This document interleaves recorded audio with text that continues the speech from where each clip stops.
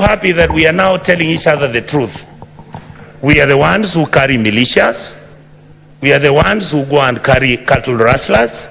We are the ones who have got companies that are doing business in government departments. We are the ones who are stealing the money.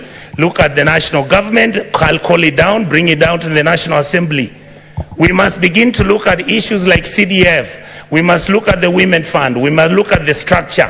Do we need all the people who have been given offices? I've been asking this publicly. Why are governors running county governments as if they are private companies where they are stealing money, buying properties abroad, driving such big vehicles, including ourselves? When did we decide that I must drive a car which is 4.8 cc? That at 3,000 cc is not good enough. When our children don't have medicines, when our women are not giving birth, when we can't feed our children, when we buy fertilizer, we deal on it, we sell some of it, we sell mchanga. We are bringing in maize when we are supposed to be planting maize and giving farmers fertilizers and giving them funds so that we can get production and increase that, so that we create jobs for our people. It is we politicians who go and buy 2 million metric tons of maize. We come and sell. We bring 3 million metric tons of sugarcane. Mumias is dying. Chemelil is dying. Sony Sugar is dying. Those are factories that used to employ people.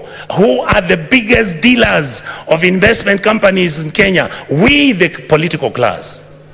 What happened to Kenya Airways? Look at it now. It's smelly, filthy. It was the pride of Africa. Who runs Kenya Power? Why are we not told who are the owners of the independent power suppliers of this country? Why are we not being told who owns our national parks? But you hear money is being stolen by none other than the elite and the political class. These people out here are tired. These people are tired. I was crying this morning today because we are messing up a good thing. We are messing up this country. Who wants to be a refugee? And there is enough for you people to eat, so long as you eat with manners. The revenue we collect is enough to run 8 African countries: Kenya, Rwanda, Burundi, Tanzania. You go to Congo, you go to South Sudan, you go to Somalia, and you go to Ethiopia. That's what our goddamn budget is. Just manage it, don't steal it. A few people are stealing too much. These kids out here, they know everything. They know your houses. They know where your kids go to school. They know which properties of land you have. Why must somebody have 4 million acres of land to his name?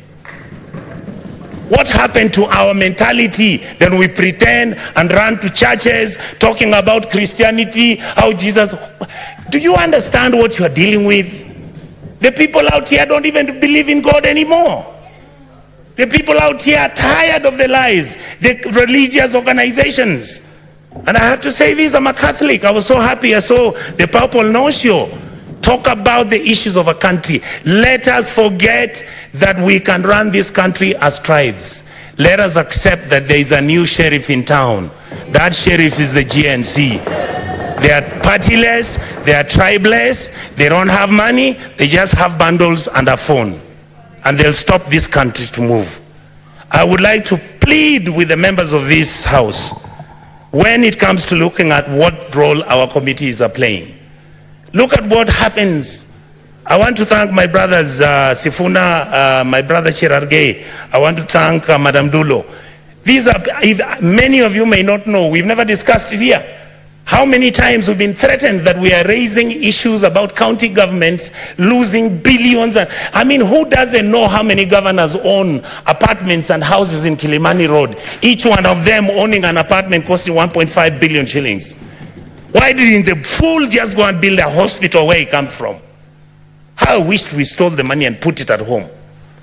Some of them are going to Dubai. People are going to America. You see on social media. I just saw somebody commenting saying that the senators got nothing to do. I want him to tell me how he bought a Bentley and is an MP. Explain to me, how does somebody, I mean, the truth is, I'm born with advantage and privilege. That is the truth. I saw my father driving a big car when I was a small boy.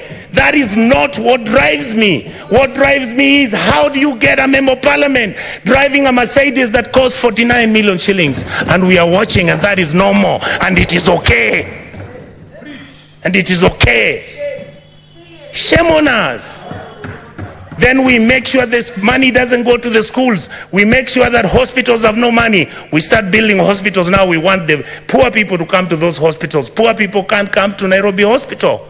They can't come to Aga Khan. They can't. Some of them can't afford Kenyatta. You saw the other day, Kenyatta has a debt of 6.6 billion.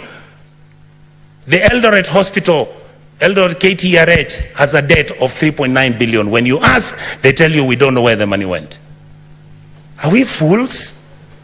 Do we need to buy houses which have got 15 bedrooms and drive 19 cars and put them in your parking lot, and you want 10,000 acres of land? You want a ranch? You fools, you go and buy a ranch in Australia. This is where we are.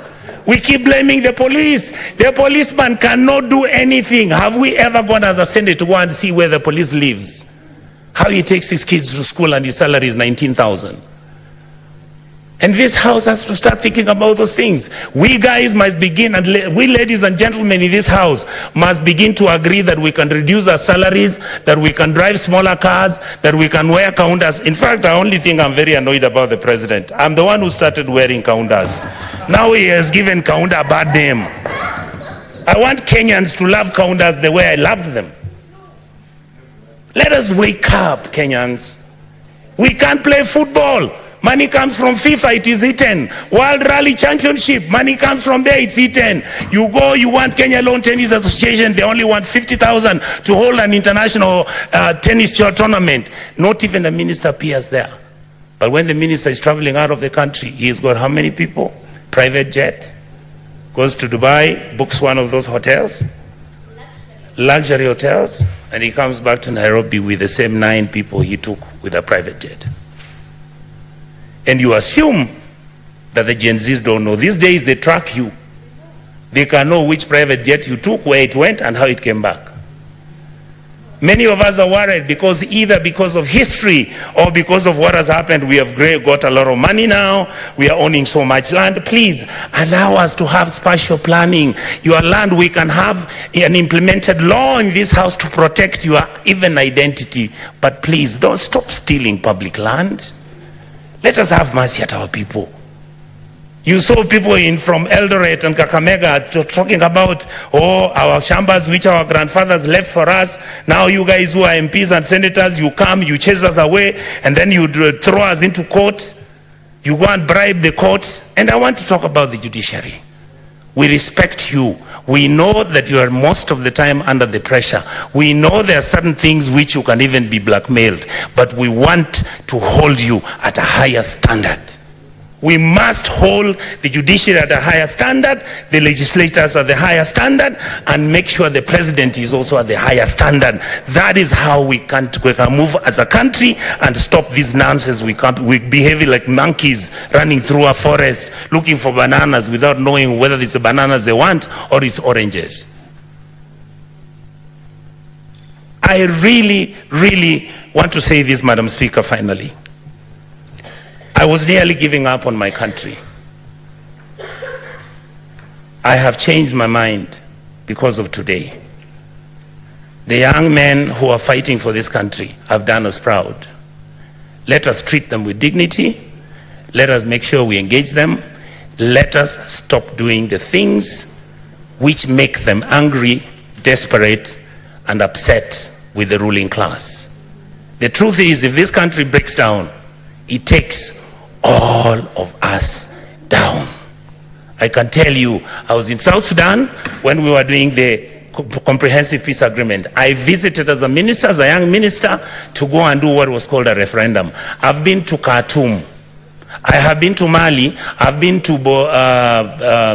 a country in West Africa. I'll remember the name, Madam Speaker. You look at how people have been treated and how the political class has treated their people. Everybody looks destitute and everybody is desperate. Let us change our ways. We can run the country peacefully, make sure everybody is a person of dignity. Let's treat our people kindly. A country that never takes care of its most vulnerable is a country that is not worth talking about. So I want to ask the political class, I want to ask all our auditors, I want to ask all members of the county assembly, please, members of the county assembly, your job is to oversight, the MP's job is to oversight, and the senator's job is to oversight. Let the governors run the place. If they bribe you, you will not get development. Let us agree that those are the rules that we'll have to operate with. And let us share the cake of this country equitably and fairly.